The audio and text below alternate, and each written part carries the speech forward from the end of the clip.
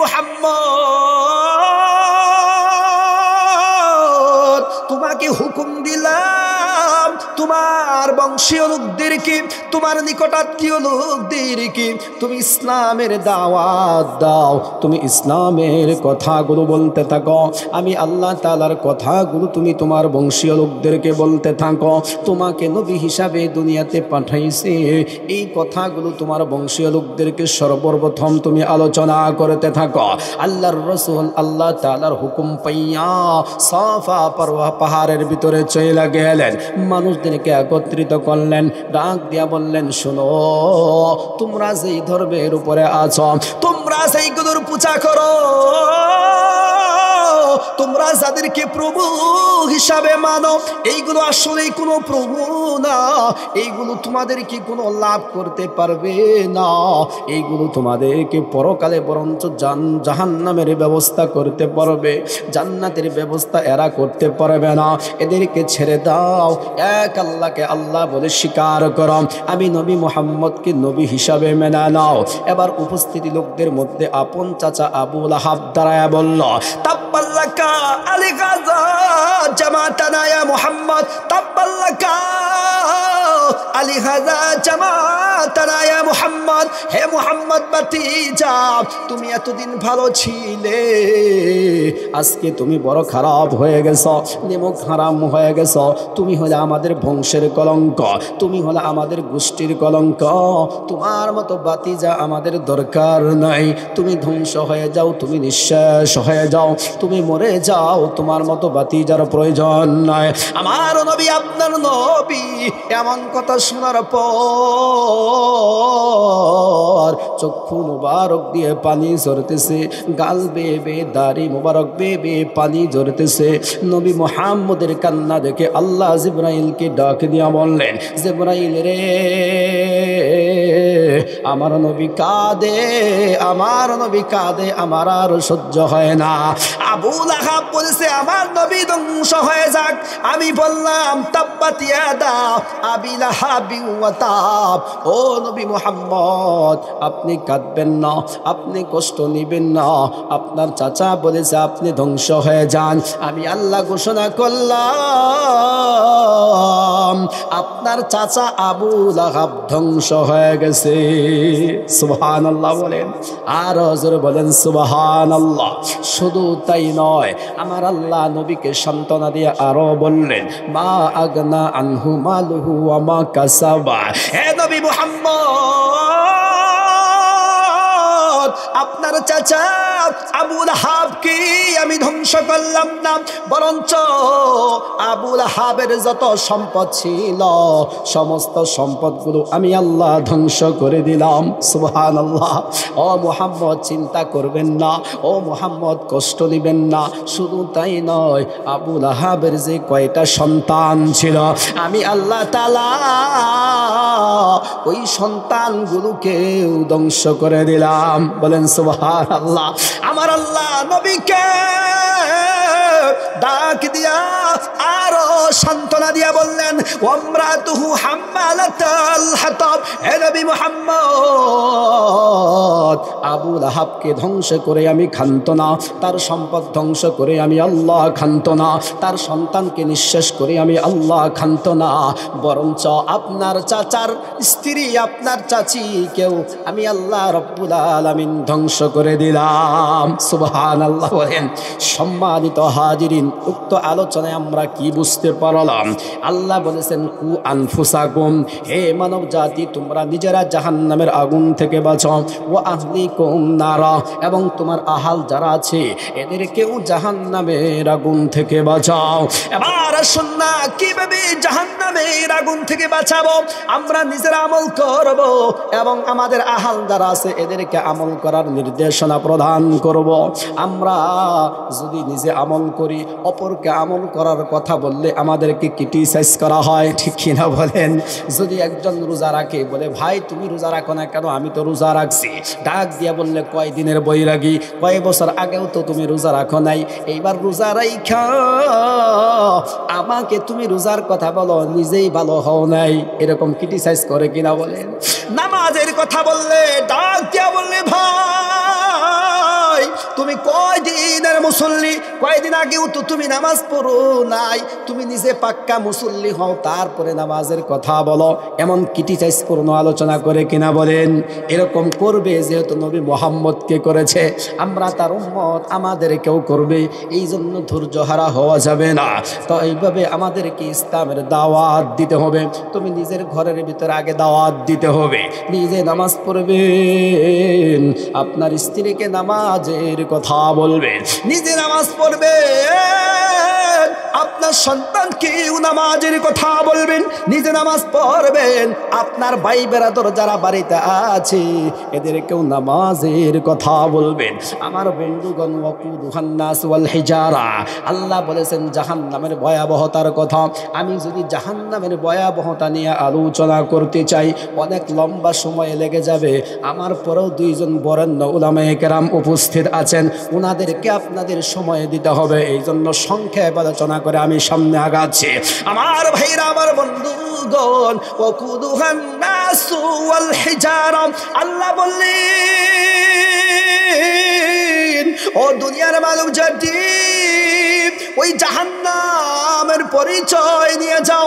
জাহান্নামের পরিচয়টা হইল, ওই জাহান্নাম পরকালে আমি কোনো লাকড়ি দ্বারা প্রজ্বলন করব না, কোনো গ্যাস দ্বারা আমি প্রজ্বলন করব না, ওই জাহান্নামকে আমি জ্বালাবো মানুষ দিয়ে। বলেন নাউজুবিল্লাহ। এই জাহান্নামের কঠিন অবস্থা আরও আছে, এই সম্পর্কে বললাম তো অনেক সময় লাগবে আলোচনা করতে। তাফসীরে মারিফুল কোরআনে জাহান্নামের আলোচনা করে, এই তাফসীরের ভিতরে বলা হয়েছে ওই জাহান্নামের ভিতরে যাদেরকে নিক্ষেপ করা হবে, এরা বারবার চিৎকার করতে থাকবে, চেঁচামেচি করতে থাকবে, হাউমাউ করে কান্না করতে থাকবে, আর বলবে বাবা বাঁচা, মা বাঁচা, মা বাঁচা। কেউ বাঁচাবে না, কেউ জাহান্নাম থেকে তাদেরকে বাঁচাবে না। জাহান্নামের দায়িত্ব থাকা একজন ফেরেশতার নাম হলো মালিক। ওই মালিক ফেরেশতা হলো জাহান্নামী ফেরেশতাদের লিডার, নেতা। ওই মালিককে ডাক দিয়া বলবি, ও মালিক, ও মালিক, ও মালিক। একদিন ডাকবি, 2 দিন ডাকবি, 3 দিন ডাকবি, 1 মাস ডাকবি, 1 বছর ডাকবে, 100 বছর ডাকবে, মালিক সাড়া দিবে না। 100 বছর ডাকবে, সাড়া দিবে না। 200 বছর মানুষগুলো ডাকতে থাকবে, মালিক সাড়া দিবে না। 500 বছর পর্যন্ত ডাকতে থাকবে, মালিক সাড়া দিবে না। একাধারে 1000 বছর পর্যন্ত মালিককে ডাকা হবে।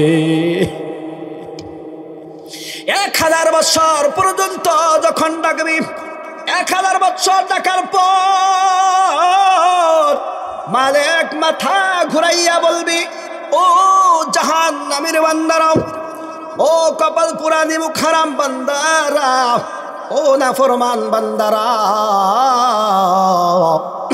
তোমরা কেন আমাকে দেখতেছ?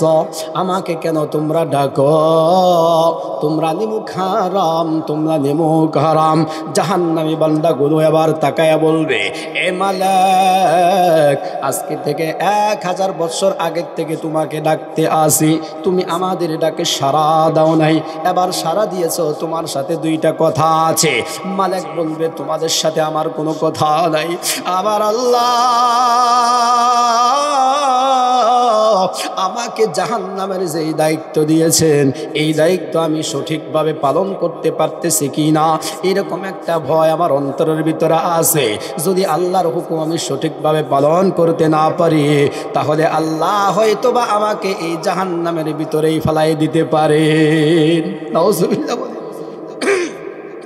তোমাদের কথা শোনার আমার টাইম নাই, আমি তো আমারে নিয়ে বাঁচতেছি না, আমি টেনশন করতেছি কখন যে আল্লাহ বলে তুই জাহান্নামে ঢুক, আমার তো পাই না, আমি তো আমারে নিয়ে আমি বাঁচতেছি না, তোমাদের সাথে কথা বলার সময় নাই।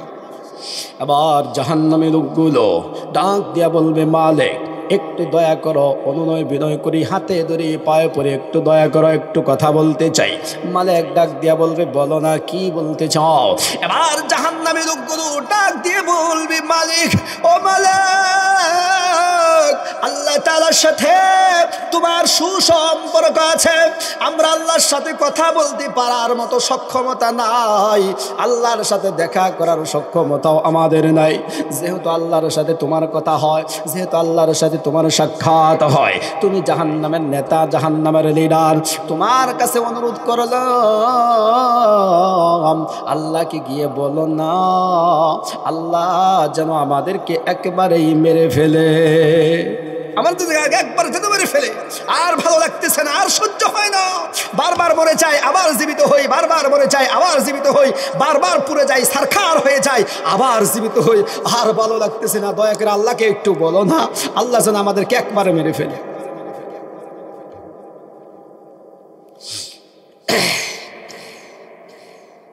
মালিক ডাক দিয়া বলবে, ও নিমুখ হারাম বান্দারা, ও জাহান্নামের নাফরমান বান্দারা, তোরা ভুলে গেছো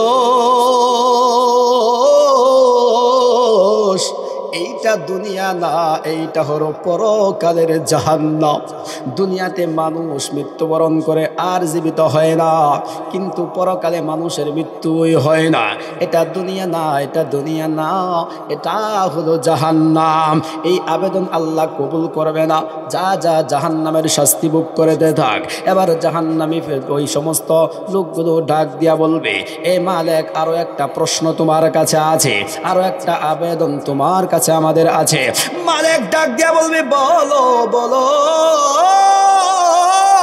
এবার জাহান্নামী ফেরেশতাগুলো ডাক দিয়া বলবে, দ্বিতীয় আবেদন হইল তুমি আল্লাহ তাআলার কাছে গিয়ে আমাদের কথা বলো, আল্লাহ যেন পুনরায় আমাদেরকে এই দুনিয়াতে আবারও পাঠায়া দেন, এই জাহান্নাম থেকে নিয়ে যেন দুনিয়াতে আবার পাঠান। আমরা দুনিয়াতে আর একটা বারের জন্য যেতে চাই, আর একটা বারের জন্য আমরা যাইতে চাই। আল্লাহ যদি আমাদেরকে দুনিয়ায় পাঠান তাহলে 100 নয়, 200 নয়, 500 নয়, কোটি বছর পর্যন্ত যদি হায়াত পাই, আমরা আল্লাহর ইবাদত ছাড়া আর কোনো মাখলুকের ইবাদত করব না। এবার মালিক ডাক দিয়া বলবে, কপাল পোড়া, ও বুকা বান্দা, কপাল পোড়া নিমুখ হারাম, তোরা ভুলে গেছিস এটা হলো পরকাল, এটা হলো জাহান্নাম। দুনিয়ার সিস্টেম হলো মানুষ মৃত্যুবরণ করে, যেই মানুষ দুনিয়ার থেকে মৃত্যুবরণ করে পরকালে এসেছে, এই মানুষ আর কোনোদিন ওই দুনিয়ার জমিনে আর যায় না। কথা বলেন ঠিক কি না? আল্লাহর সংবিধানে নাই, আল্লাহর আইনে নাই। আল্লাহ একজনকে মৃত্যু দিলে এই দুনিয়াতে আর কোনোদিন পাঠান না, আল্লাহ তোমাদেরকে পাঠাবেন না। সুতরাং এই সমস্ত প্রশ্ন করে কোনো লাভ নাই, এই সমস্ত আবেদন করে কোনো লাভ নাই। মালিক এবার ডাক দিয়া বলবে, দূর হয়ে যাও ও জাহান্নামী বান্দারা, দূর হয়ে যাও, জাহান্নামে নিক্ষেপ হয়ে যাও, জাহান্নামে শাস্তি ভোগ করতে থাকো। এরপর আরো চিৎকার মারতে থাকবে, আরো কঠিন অবস্থা হয়ে যাবে, কিন্তু মালিক তাদের আর কোনো কথাবার্তা শুনবে না। বলেন নাউজুবিল্লাহ। সম্মানিত হাজিরিন, ওই জাহান্নামের ভয়াবহতার থেকে, ওই শাস্তি থেকে কে কে বাঁচতে চায়? হাত ওঠাই, জোরে সবাই হাত ওঠায়। নারায়ে তাকবীর, জোরে বলেন নারায়ে তাকবীর, নারায়ে তাকবীর, আল্লাহু আকবার। হাত নামান। আল্লাহ তাআলা কাল কিয়ামতের দিন আমাদেরকে তুমি জাহান্নামে নিও না আল্লাহ, কাল কিয়ামতের দিন আমাদের জন্য তুমি জান্নাতের ফয়সালা করিও। বলেন আমিন। সম্মানিত হাজিরিন, এই জন্য নিজে আগে জাহান্নাম থেকে বাঁচতে হবে। নামাজ পড়তে হবে, রোজা করতে হবে, হজ করতে হবে, যাকাত দিতে হবে, দান দক্ষিণা করতে হবে, স্ত্রীকে পর্দায় রাখতে হবে এবং নিজের মেয়ে সন্তানকে পর্দায় রাখতে হবে। আহাল যারা আছে, যাদের সামনে যাওয়া যায় নাই, তাদের সামনে যাওয়া দেওয়া যাবে না।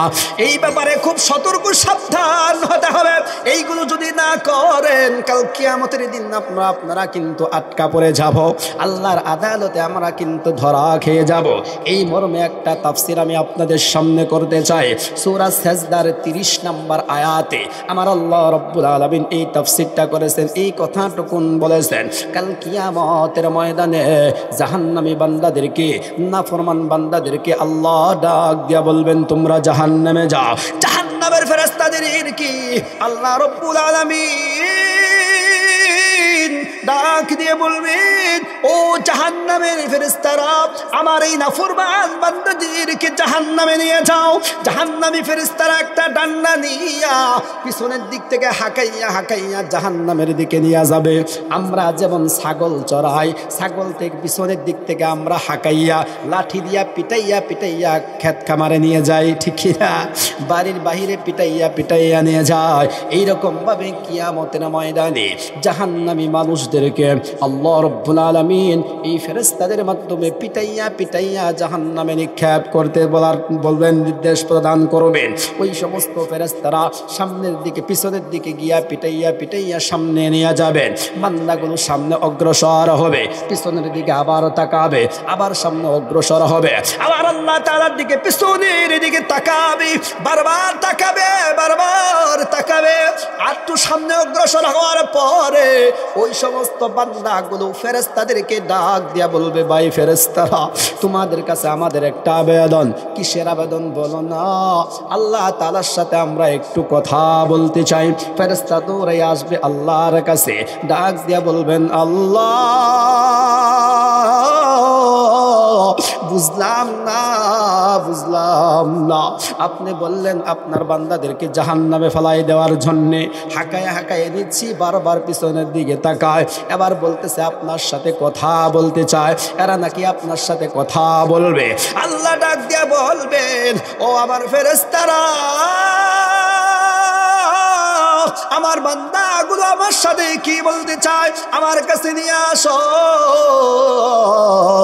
আমার কাছে আমার বান্দাদেরকে নিয়ে আসো। এরপর ওই বান্দাদেরকে আল্লাহ তাআলার কাছে নিয়ে আসা হবে। বান্দারা আল্লাহর সামনে দাঁড়ায় বলবে, আল্লাহ। আল্লাহ বলবেন, তোরা জাহান্নামে যাস না কেন, আবার কেন ফিরে আসছ? এবার বান্দাগুলো ডাক দিয়া বলবে, আল্লাহ জাহান্নামে যাব, তবে জাহান্নামে যাওয়ার পূর্বে আমাদের একটা শরত আছে। আল্লাহ ডাক দিয়া বলবেন, জাহান্নামের কাজ দুনিয়ার জমিনে করেছ, আমার হুকুম পালন করো নাই, নামাজ পড়ো নাই, রোজা করো নাই, হজ করো নাই, যাকাত দাও নাই, নিজের স্ত্রীকে পর্দায় রাখো নাই, নিজের মেয়ে সন্তানকে পর্দায় রাখো নাই। এরপরে আমার যত হুকুম আছে সবগুলো অমান্য করেছ, আজকে তোমরা জাহান্নামের ফল পেয়ে গেছ। যাও যাও, ওই জাহান্নামের ভিতরে তোমরা নিক্ষেপ হয়ে যাও। এবার ডাক দিয়া বান্দাগুলো বলবে, আল্লাহ জাহান্নামে যাব, জাহান্নামে যাওয়ার একটা শর্ত আছে। আল্লাহ বলবেন, কিসের শর্ত বলো? এই জাহান্নামী ফেরেশতারা, এই জাহান্নামী মানুষগুলো ডাক দিয়া বলবে, হে আল্লাহ জাহান্নামে যাব, রব্বানা আরিনাল্লাযাইনি আদাল্লানা মিনাল জিন্নি ওয়াল ইনসি নাজআলহুমা তাহতা আকদামিনা লিয়াকুনা মিনাল আসফালিন। হে আমাদের মালিক আল্লাহ, জাহান্নামে যাব, তবে যাদের কারণে আজকে কোটি কোটি মানুষের সামনে, লক্ষ নয় কোটি কোটি কোটি কোটি মানুষের সামনে নির্লজ্জর মতো আজকে জাহান্নামে যাওয়া লাগতেছে, ওই সমস্ত লোকদেরকে আমাদের সামনে উপস্থিত করুন। আল্লাহ বলবেন, কেন উপস্থিত করতে হবে? মুফাসসিরিনে কেরাম উক্ত আয়াতের ব্যাখ্যায় বলেন, এই সমস্ত লোকদের মধ্যে সর্বপ্রথম হবে বাবা মা। কারা বললাম? জোরে বলেন, কারা হবে? যখন বান্দা বলবে জাহান্নামে যাব, শর্ত আছে, যাদের কারণে আজকে আমরা পথভ্রষ্ট হয়েছি, রব্বানা আরিনাল্লাযাইনি আদাল্লানা মিনাল জিন্নি ওয়াল ইনসি নাজআলহুমা তাহতা আকদামিনা লিয়াকুনা মিনাল আসফালিন। আল্লাহ জাহান্নামে যাব, বাট একটা শর্ত আছে। আল্লাহ বলবেন, কিসের শর্ত? যাদের কারণে কোটি কোটি মানুষের সামনে আমরা আজকে লজ্জিত হয়ে, এই অপমানিত হয়ে জাহান্নামে যাচ্ছি, ওদেরকে আমাদের সামনে উপস্থিত করুন। এক নাম্বার সিরিয়ালে হবে বাবা মা। এবার আল্লাহ ঢাক দিয়া বলবেন, এই তোমার বাবা মাকে সামনে আনলে তুমি কি করবা? এই বাবা মাকে যদি সামনে আনা হয় তাহলে তুমি কি করতে চাও? আল্লাহ প্রশ্ন, তোমার বাবা মাকে যদি সামনে আনি তাহলে তুমি কি করবা? কি দরকার বলো, কি করতে চাও? আমার ভাইরা, আমার বন্ধুগণ, এবার ওই সমস্ত বান্দাগুলো ডাক দিয়া বলবে, হে মহান মাওলা,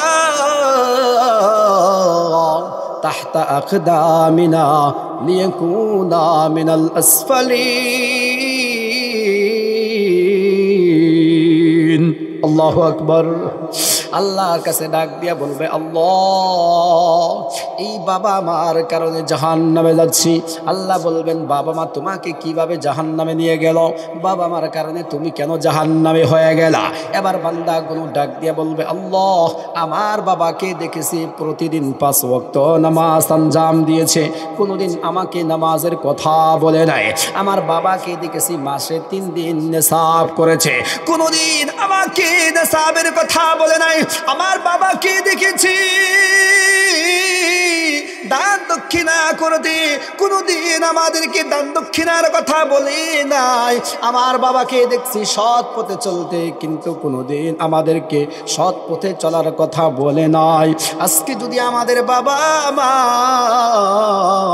আমাদেরকে ইলম শিক্ষা দিত, মাদ্রাসায় ভর্তি করাইয়া কোরআন শিক্ষা দিত, হাদিস যদি আমাদেরকে শিক্ষা দিত, তাহলে হয়তো এই কোরআন অনুযায়ী আমরা আমল করতাম, হাদিস অনুযায়ী আমরা আমল করতাম, আপনার হুকুম মানতাম, তাহলে হয়তো আজকে আমাদের জাহান্নামে যাওয়া লাগতো না। কিন্তু না, আমাদের বাবা মা আমাদেরকে এই সমস্ত শিক্ষা দেয় নাই। যেহেতু শিক্ষা দেয় নাই, সেহেতু আমার বাবা মাই হলো জাহান্নামে যাওয়ার কারণ। ও আল্লাহ, জাহান্নামে যাব, ওই বাবা মার ঘাড়ের ভিতরে পাড়া দিয়া বাবা মাকে নিয়া আমরা সবাই একসাথে জাহান্নামে চলে যাব। বলেন নাউজুবিল্লাহ, আরো জোরে বলেন নাউজুবিল্লাহ। দেখেন কাদের কারণে আপনি এই দুনিয়াতে এত কিছু করতেছেন। এই সন্তানই তো আপনার সন্তান না।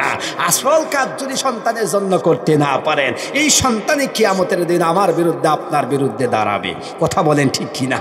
আমি যেই কথাটা এখন বললাম নগদ, এই কথাটা ডাইরেক্ট পবিত্র কোরআনের আয়াত, সূরা সেজদা আয়াত নাম্বার 30। দেখলে আপনারা দেখতে পারেন, উলামায়ে কেরাম উপস্থিত আছেন, তারা আমার সাক্ষী। যে কথাটা বললাম কোরআনের কথা। এই সন্তান তো কিয়ামতের দিন আপনাকে চিনবে না। এই সন্তানের জন্য বাড়ি করেছেন, গাড়ি করেছেন, সম্পদ করেছেন, অবৈধ টাকা উপার্জন করেছেন বিবি বাচ্চাদের জন্য, ঠিক কি না বলেন? সুদ খাইছেন, ঘুষ খাইছেন, এত কিছুই করেছেন। এই সন্তান তো কিয়ামতের ময়দানে আপনাকে চিনবে না। এই সন্তান তো কিয়ামতের ময়দানে আপনাকে রেখে সে জাহান্নামে যায় না, আপনাকে নিয়েই তো এই সন্তান জাহান্নামে যাবে। কথা বলেন ঠিক কি না? কার ভরসায় আসরে মন, কিসের করো আশা? এত সাদের বাড়ি একদিন ভেঙে যাবে তোমার বাসা, ঠিক কিনা বলেন? কার ভরসায় আসরে মন, কিসের করো আশা? এত সাদের বাড়ি একদিন ভেঙে যাবে তোমার বাসা। ও তোমার কোন দিন জানি ফুরাইয়া যাইবে,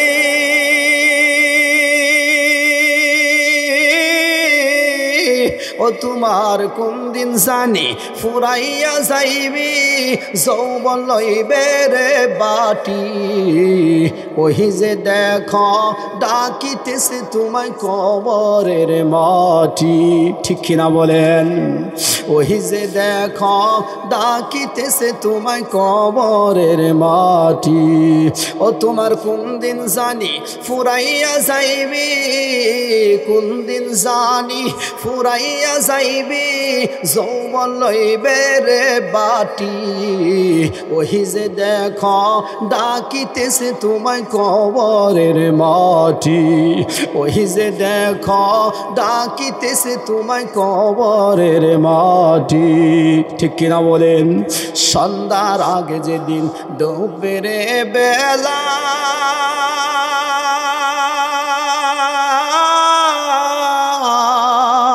সন্ধ্যার আগে যেদিন ডুববে রে বেলা, এক পলকে মুছে যাবে তোমার রঙেরই মেলা। ঠিক কিনা বলেন? সন্ধ্যার আগে যেদিন ডুবরে বেলা,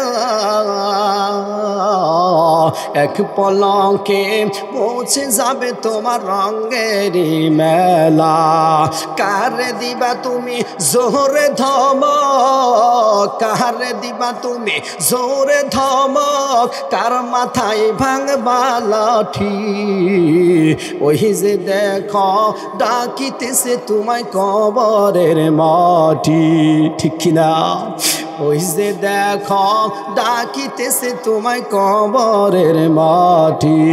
ও তোমার কোন দিন জানি ফুরাইয়া যাইবে, কোন দিন জানি ফুরাইয়া যাইবে, যৌবন লইবে রে বাটি।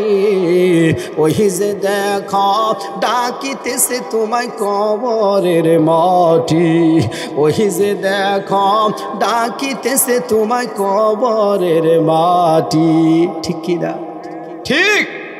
একটু তাকবীর দিয়ে জোরে বলি, নারায়ে তাকবীর, নারায়ে তাকবীর, জোরে নারায়ে তাকবীর। আল কোরআনের আলো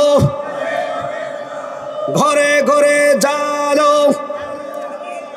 আল হাদিসের আলো ঘরে ঘরে জালো, নারায়ে তাকবীর। আমার ভাইরা, আমার বন্ধুগণ, আমার সময় শেষ হয়ে আসতেছে, আমি সংক্ষেপ করে বিদায় দেব আপনাদের কাছ থেকে। সম্মানিত হাজিরিন, তাহলে আমরা আয়াতের প্রথমে কি বুঝলাম? নিজের আগে জাহান্নাম থেকে বাঁচতে হবে, এরপরে আমাদের আহাল যারা আছে এদেরকেও জাহান্নাম থেকে বাঁচাতে হবে। যখন আমরা তাদেরকে জাহান্নামের আগুন থেকে বাঁচাতে যাব, ভালো কথা যখন বলবো তখন তারা ভালোভাবে মেনে নেবেন, আমাদেরকে ক্রিটিসাইজ করবে। ঠিক কিনা বলেন?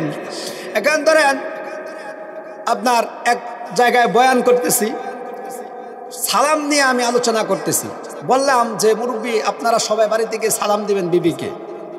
ওখানে এক মুরব্বী কয় বিপদে ফেলাইছুন, আজকে যে যদি সালাম দেই তাহলে আমার বই আমার কব কি ডক্টর লইছে,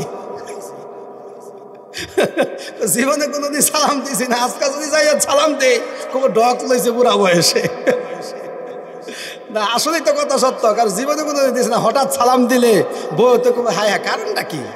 জীবনে তো কোনোদিন সালাম দেয় নাই, এটা স্বাভাবিক একটা বিষয়। তবে হ্যাঁ, সালাম দেওয়ার পূর্বে বলে নিতে হবে হুজুরে তো ওয়াজ করছে সালাম দেওয়ার জন্য, এই জন্য আজকে থেকে সালামটা শুরু করে দিলাম, আজকে থেকে কিন্তু তোমার সালাম দিব, এরপরের থেকে সালাম দিবেন, আর কোনো ঝামেলা নাই। ঠিক কিনা বলেন?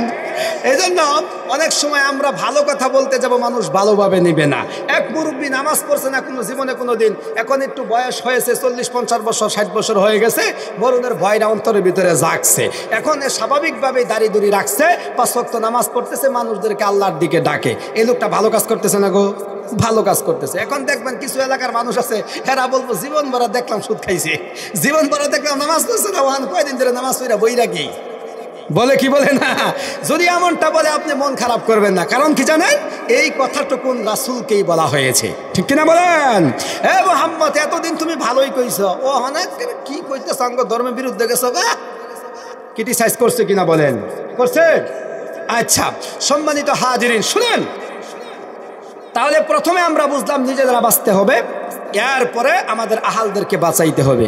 যদি না বাঁচাই তাহলে কি হবে? ওই যে কাল কিয়ামতের ময়দানে সন্তান জাহান্নামে যাবে, আমাকে আপনাকে রাইখা যাবে না, আমাদের ঘাড়ের ভিতরে পাড়া দিয়া জাহান্নামে যাবে। আপনারা কি চান সন্তানরা আমাদের ঘাড়ে পাড়া দিয়া জাহান্নামে ওরা সহ আমাদেরকে নিয়ে যাক? এটা চান? তাহলে সন্তানদেরকে সুশিক্ষায় শিক্ষিত করতে হবে। এখন সুশিক্ষায় শিক্ষিত করতে গেলে মাদ্রাসা আছে, দ্বীনি প্রতিষ্ঠানে আপনাদের সন্তানদেরকে ভর্তি করাই দিতে হবে। এখন এই কথা বলতে গিয়ে আবার আরেক প্রশ্ন আপনাদের জাগতে পারে, হুজুর যেরকম একরকম প্রশ্ন আর একটা আমাদের হয়েছিল, বলে হুজুর এই মাদ্রাসা পড়াইয়া ওরা মানে কি আর ইনকাম করবো, কয়টিয়া বেতন বোতন আপনারা আর পান? একটা মসজিদের ইমাম সাহেবের কয়টিয়া আর বেতন? 5-7 হাজার টাকা বেতন, এইটা বেতনে কি সংসার চলবো নি? চালাবে কে? চালাবে আল্লাহ। কে চালাবে? আল্লাহ রে চালান। পৃথিবীতে যে আল্লাহ সব কিছুই করেন, কিছু না করলেও আল্লাহ যে সব কিছুই তাকে দিয়া রিজিকের ব্যবস্থা যে আল্লাহ করেন, এরকম ঘটনা কোরআন হাদিস এবং আমাদের বাস্তবসম্মত এই জীবনের সমাজগুলোতে আমরা পাই কি পাই না? তার মানে আল্লাহ সব কিছুই পারেন। একটা মানুষের রিজিকের ব্যবস্থা আল্লাহ দুনিয়াতে পাঠানোর অনেক অনেক পূর্বেই পাঠাই দিয়েছেন, ঠিক কিনা বলেন? এই মর্মে একটা ঘটনা আমি আপনাদের সামনে উপস্থাপন করব। ঘটনাটা হলো আমাদের কওমি মাদ্রাসায় দরসে নিজামিতে একখানা কিতাব পড়ানো হয়, যে কিতাবের নাম হলো কালইউবি। কিতাবের নামটা আপনি উচ্চারণ করতে পারবেন না, আরবি শব্দ তো। কিতাবের নাম হলো কালইউবি। যারা মাদ্রাসার ছাত্র বা শিক্ষক যারা আছেন ওনারা বলতে পারবেন, অন্যরা বলতে পারবেন না। কিতাবের নাম হলো কালইউবি। কিতাবটা লিখেছেন আল্লামা এজাজ আলী রহিমাহুল্লাহ। উনি একজন দার্শনিক ছিলেন, বিজ্ঞানী ছিলেন। উনি এই কিতাবটি লিখেছেন। যদিও এই রেওয়ায়াতগুলো ইসরায়েলি রেওয়ায়াত, কিন্তু এখানে আমাদের আত্মার খোরাক আছে, সুবহানাল্লাহ বলেন। উনি একটা ঘটনা উল্লেখ করেছেন। সেই ঘটনাগুলো হযরত মালিক ইবনে দিনার রহমাতুল্লাহি আলাইহির জামানার ঘটনা। মালিক ইবনে দিনার রহমাতুল্লাহি আলাইহির জামানায় দুইজন ব্যক্তি ছিল অগ্নিপূজক। দুইজন ব্যক্তি কি ছিল? অগ্নিপূজক। একজন ছোট ভাই আর একজন বড় ভাই। বড় ভাই অগ্নিকে পূজা করতেছে, প্রণাম করতেছে ৭৩ বৎসর যাবত। আর ছোট ভাই মূর্তি কি বলে আগুনকে পূজা করতেছে ৩৫ বৎসর যাবত। বড় ভাই ৭৩, ছোট ভাই ৩৫। দীর্ঘ সময় হয়ে গেছে না? হঠাৎ করে একদিন ছোট ভাই বলতেছে, ভাই আমরা তো আগুনের পূজা করতেছি, আগুন একটু পরীক্ষা করার দরকার। বড় ভাইকে, পাগল নাকি, না আগুনটা আবার পরীক্ষা করবো কেমনে? বলে আগুন রে এত সম্মান করলাম, শ্রদ্ধা করলাম, আসুন আগুনে আমাদেরকে সম্মান শ্রদ্ধা করে কিনা একটু পরীক্ষা করি। সুবহানাল্লাহ বলেন। আমার ভাইরা, আমার বন্ধুগণ, এবার ছোট ভাই বড় ভাইকে ডাক দিয়া বলল, ভাইজান দীর্ঘ সময় পর্যন্ত আমরা এই আগুনের পূজা করতেছি, আগুনকে সম্মান করতেছি, ভক্তি করতেছি। এই আগুন আমাদেরকে সম্মান করে কিনা একটু পরীক্ষা করার দরকার। বড় ভাই ডাক দিয়া বলল, ভাই রে তোর মাথা খারাপ হয়ে গেছে, তুই আগুনকে পরীক্ষা করতে চাও, কিভাবে আগুনকে পরীক্ষা করবা? ছোট ভাই ডাক দিয়া বলল, ভাইয়া মুসলমানদের আল্লাহ হলেন এমন আল্লাহ, ওই আল্লাহকে ভক্তি করলে, সম্মান করলে, শ্রদ্ধা করলে আল্লাহ তাআলা ও তার বান্দাকে সম্মান করেন, শ্রদ্ধা করেন। আমরা যে জিনিসটার পূজা করতেছি, যেই জিনিসটাকে আমরা মালিক হিসাবে মেনে নিয়েছি দীর্ঘ সময় পর্যন্ত, আসুন না দেখি এই জিনিসটা আমাদেরকে মালিক হিসাবে আমাদেরকে একটু সম্মান করে কিনা, আমাদেরকে একটু মর্যাদা করে কিনা। কিভাবে প্রমাণ করতে চাও, কিভাবে পরীক্ষা করতে চাও? এবার ছোট ভাই বলল, আসুন আগুন জ্বালাই। আগুন জ্বালাইয়া ওই আগুনের ভিতরে আমরা হাত রাখবো। যেই জিনিসটাকে আমরা সম্মান করলাম, মানলাম, ওই জিনিসটা আমাদেরকে দেখি হাত পুরাইয়া দেয় কিনা। যদি আমাদের হাত পুরাইয়া দেয় তাহলে বুঝলাম সে আমাদেরকে মানল না, আর যদি হাত না পুরে তাহলে বুঝলাম এই জিনিস আমাদেরকে রক্ষা করতে পারবে পরকালে। এবার আগুন প্রজ্বলিত করা হলো। আমার বন্ধুগণ, যুবক ভাইরা, মুরব্বী বাবা ছিলাম, আমি সংক্ষেপ করে ঘটনা কিন্তু বলে শেষ করে চলে যাচ্ছি। আমার ভাইরা, আমার বন্ধুগণ, এবার ছোট ভাই বড় ভাই মিলে বিশাল একটা আগুন ধরায় ফেললেন। আগুনের ভিতরে হাত দিবে। বড় ভাই ছোট ভাইকে বলে, ভাইয়া তুমি হাত দাও। ছোট ভাই বড় ভাইকে বলে, না না আমি হাত দিব না, তুমি হাত দাও। একজন আরেকজনকে বলে, মনের ভিতরে একটা ভয় আছে, না জানি আগুন আমাকে পোড়ায়া দেয়। এইবার হঠাৎ করিয়া বড় ভাই ছোট ভাইকে বলে, তুমি দাও, আমি দেব না, কারণ তুমি পরীক্ষা করতে চাইছ, তুমি হাতটা আগুনের ভিতরে দেয়া দাও। ছোট ভাই বিশেষ করে ডান হাতটা আগুনের ভিতরে দেয়া দিলেন। আল্লাহর কুদরতিতে আগুনের হাইসিয়ত হলো, আগুনের আদত হলো, আগুনের স্বভাব হলো, আগুনের ক্ষমতা হলো, তার ভিতরে যে যাবে তাকে পুরে সারখার করে দিবে। ঠিক কিনা বলেন? এই বিদ্যুৎ চলতেছে, বিদ্যুৎ যে তৈরি করছে তাকে কি ক্ষমা করছে বিদ্যুতে? আপনাকে ক্ষমা করবে? আমি হুজুর বয়ান করতেছি, যদি আমি তো হুজুর, আমার কথা কি মানতেছে, একটু হাত দিলাম, মানবো আমাকে? ওর স্বভাব হলো, চরিত্র হলো, সে অ্যাক্সিডেন্ট করাবে, সে মানুষের রক্ত চুইসা নিবে। ঠিক কিনা বলেন? ঠিক তদ্রূপ ভাবে আগুনের স্বভাব হইল, তার ভিতরে কোনো বস্তু যদি পড়ে ওই বস্তুটাকে সে পুরে সারখার করে দিবে। এবার হাত রাখা মাত্রই পুরে সারখার করে দিছে। আল্লাহু আকবার বলেন। এবার ছোট ভাই ডাক দিয়া বলল, ভাইজান দীর্ঘ সময় পর্যন্ত আগুনের পূজা করলাম, এই আগুন তো আমাদেরকে রক্ষা করলো না, এই আগুন তো আমাদেরকে পরকালে বাঁচাইতে পারবে না। এবার চলুন না, আমার তো মনে হয় এই আগুন যিনি সৃষ্টি করেছেন তিনি মনে হয় আমাদের আল্লাহ। সুবহানাল্লাহ বলেন। আসলে আগুনের পূজা ছেড়ে দিয়ে আগুনের কপালে লাথি থু দিলাম, আমি আগুন আর পূজা করতে চাই না। বড় ভাই বলল তাহলে কি করা যায়? কয় আসুন না, এই আগুন যিনি সৃষ্টি করেছেন তিনি হলেন মুসলমানদের আল্লাহ। সুবহানাল্লাহ বলেন। আসুন মুসলমানদের কাছে গিয়া আমরা সপরিবারে মুসলমান হয়ে যাই। সুবহানাল্লাহ। এবার সবাই মিলে সিদ্ধান্ত করলো মুসলমান হয়ে যাবে। আমার ভাইরা, আমার বন্ধুগণ, কিন্তু তারা কোথায় মুসলমান হবে, কার কাছে গিয়ে মুসলমান হবে কোনো হুদবিদাল পাচ্ছে না, কোনো দৃষ্টি পাচ্ছে না, কোন দিকে যাবে কোনো খোঁজখবর পাচ্ছে না। সব পরিবারে পরামর্শ কইরা আল্লাহর বান্দাগুলো বাড়ির থেকে বের হয়ে গেছে। কোনো একটা মুসলমান পাইলে তাদের কাছে মুসলমান হয়ে যাবে। সামনে একজন মুসলমানকে পাওয়া গেছে। ভাইজান, আমাদেরকে তুমি চিনো কি না? আল্লাহর বান্দা মুসলমান ডাক দিয়ে বলল, চিনি, আমরা কিন্তু আগুন পূজারি ছিলাম। বলে, হা হা, তোমরা আগুন পূজারি ছিলা। আগুনকে আর পূজা করতে চাই না, আগুনের কপালে লাথি দিলাম, আগুন আর মানতে চাই না।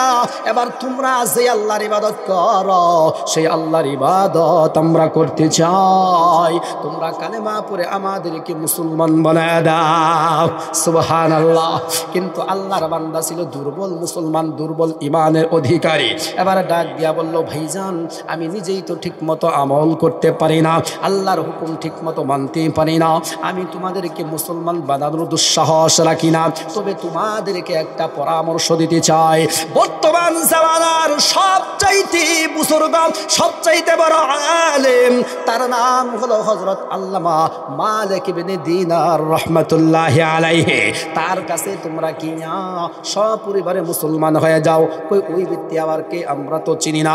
পরিচয় দিলাম, যাও অমুক জায়গায় গিয়ে দেখো ওনার বাড়ি, ওইখানে গিয়া তার কাছে তোমরা মুসলমান হয়ে যাও। আমার ভাইরা, আমার বন্ধুগণ, এবার ওই দুইজন লোক সপরিবারে মালিক ইবনে দিনার রাহমাতুল্লাহি আলাইহি বাড়ির দিকে চললেন। বাড়ির কাছে যাওয়ার পরে বাড়ির বাহির থেকে যখন হুজুরকে নক করা হলো, হুজুর বাড়িতে আছেন কিনা, অন্দরমহল থেকে ভিতর থেকে আওয়াজ আসলো, হুজুর তো আজকে বাড়িতে নাই। হুজুর কোথায় চলে গেছেন? অমুক জায়গায় অমুকখানে মাহফিল হচ্ছে, হুজুর ওই জায়গায় বয়ানের উদ্দেশ্যে চলে গেছেন। ঠিকানা নিয়া আল্লাহর বান্দা ওই মাহফিলের উদ্দেশ্যে রওনা হয়ে গেছে। একবার যাইতে যাইতে যাইতে যাইতে যাইতে যাইতে ওই মাহফিল তারা পেয়ে যায়। দেখে মালিক ইবনে দিনার রাহমাতুল্লাহি আলাইহি তিনি কুরআনের কথা বলতেছেন, হাদিসের কথা বলতেছেন। এবার আল্লাহর দুইজন বান্দা সামনে গিয়ে বসে গেল। এবার তারা ওয়াজ শুনলো, বয়ান শুনলো। মালিক ইবনে দিনার রাহমাতুল্লাহি আলাইহি ওয়াজ শোনার পরে যখন বয়ান শেষ হয়ে গেল, আল্লাহর বান্দারা মুসাফা করে বলল, হুজুর, আমরা অমুক জায়গা থেকে এসেছি, আমাদের নাম হলো অমুক। এবার হুজুর ডাক দিয়া বললেন, তাহলে তোমরা কি বলতে চাও? এবার লোকগুলো ডাক দিয়া বলল, হুজুর, আমরা দীর্ঘ সময় পর্যন্ত আগুনের পূজা করেছি, পরীক্ষা করে দেখলাম এই আগুন আমাদেরকে রক্ষা করতে পারে নাই। ভেবে নিলাম ইনি আমাদের আল্লাহ না, ইনি আমাদের প্রভু না। ভাবলাম এই আগুন যিনি তৈরি করেছেন তিনি হলেন আমাদের আল্লাহ। সুবহানাল্লাহ বলেন। হুজুর, মনটা আমাদের পরিবর্তন হয়ে গেছে, দয়া করিয়া মায়া করিয়া আমাদেরকে কালেমা পড়ে মুসলমান বানায়া দেন। সুবহানাল্লাহ। কালেমা পড়ে তারা মুসলমান হয়ে গেছে, কিন্তু তাদেরকে তাদের বংশীয় লোকজন বের করে দিছে। আমি সংক্ষেপ করে শেষ করে দিলাম। বংশীয় লোকজন এদেরকে বের করে দিছে। এবার তারা কোথায় কি পাবে, কোথায় কি পাবে। এবার আরেকজন আলেমের কাছে যাওয়ার পর তারা এই আলেম সাহেব বলে দিচ্ছেন যে, শুনো, ও যাল্লালনা আলাইকুমুল গামামা ওয়া আনজালনা আলাইকুমুল মান্না ওয়াস সালওয়া। আল্লাহ তাআলা হযরতে মূসা আলাইহিস সালামের সম্প্রদায়কে জান্নাতের খাবার খাওয়াইছেন, রিজিকের ব্যবস্থা দুনিয়াতে করেছেন। সুতরাং তোমাকেও আল্লাহ তাআলা খাবারের ব্যবস্থা করবেন, কোনো চিন্তা করবে না। অবশেষে আল্লাহ পাক রব্বুল আলামিন জান্নাত থেকে এই সমস্ত লোকদের জন্য খাবারের ব্যবস্থা করেছেন। চিৎকার মেরে বলেন সুবহানাল্লাহ। সম্মানিত হাজিরিন, মাদ্রাসায় পড়লে কখনো কোনো সময় আল্লাহ তাআলা রিজিকের অভাব দেন না। আল্লাহ তাআলা কখনো কোনো বান্দাকে রিজিকের জন্য পৃথিবীর থেকে মৃত্যুবরণ করান না। কথা বলেন ঠিক কিনা? এই জন্য আমরা আয়াতের এই তাফসীরটুকু কি বুঝলাম? ইয়া আইয়ুহাল্লাযীনা আমানু, হে ঈমানদারেরা, কু আনফুসাকুম, নিজেরা বাঁচো, ওয়া আহলিকুম, তোমার আহাল যারা আছে এদেরকে নারা, ওই জাহান্নাম থেকে বাঁচাও। ওকুদুহান নাস ওয়াল হিজারা, যেই জাহান্নামটা আল্লাহ তাআলা ধরাবেন, প্রজ্বলন করবেন মানুষ এবং পাথর দ্বারা। জাহান্নামের ভয়াবহতা সম্পর্কে আলোচনা করলাম। নিজেরা বাঁচবো, আমাদের আহালদেরকে বাঁচাবো, আমাদের সন্তানদেরকে বাঁচাবো, স্ত্রীদেরকে বাঁচাবো, মেয়ে সন্তানদেরকে বাঁচাবো, ছেলে সন্তানদেরকে বাঁচাবো, বংশীয় লোকদেরকে জাহান্নামের আগুন থেকে বাঁচাবো। জাহান্নামের ভয়াবহতা সম্পর্কে তাদের সামনে আলোচনা করব। রাজি আছেন ইনশাআল্লাহ তাআলা? আল্লাহ তাআলা আমাদের সবাইকে তৌফিক দান করেন। সম্মানিত হাজরিন, এযাবৎ পর্যন্ত যতটুকুন আলোচনা করেছি আল্লাহ তাআলা আমাকে মানার তৌফিক দান করেন এবং আপনাদেরকেও মানার তৌফিক দান করেন। আমার কোনো কথায় আঘাত পেয়ে থাকলে আপনাদের পায়ের নিচে হাত রেখে বলে যাই, আল্লাহর রাস্তায় আমাকে ক্ষমা করে দিবেন। ওমা আলাইনা ইল্লাল বালাগ। আসসালামু আলাইকুম ওয়া রাহমাতুল্লাহি ওয়া বারাকাতুহু।